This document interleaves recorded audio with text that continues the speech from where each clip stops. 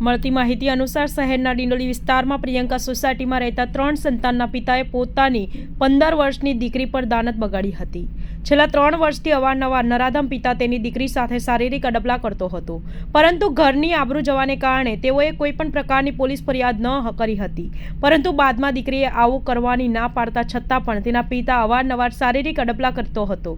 કિશોરીના પિતા પોતાની પુત્રીને ધમકી આપતા કહ્યું હતું કે જો આ બાબતને તું કોઈને જાણ કરીશ તો પોતાની નસ કાપી નાખીશ અને મરી જઈશ, તેમ કહીને ડરાવી ધમકાવીને દીકરી સાથે શારીરિક અડપલા કરતો હતો। 3 વર્ષ જેટલો સમય જતાં આખરે કિશોરીએ આ મામલે તેની માતાને સંઘળી હકીકત જણાવી હતી।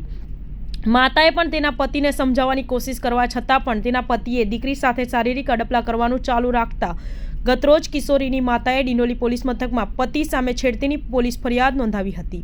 પોલીસે આખરે નરાધમ પિતા સામે છેડતીનો ગુનો દાખલ કરીને તેની ધરપકડ કરી કાયદેસરની કાર્યવાહી હાથ ધરી હતી।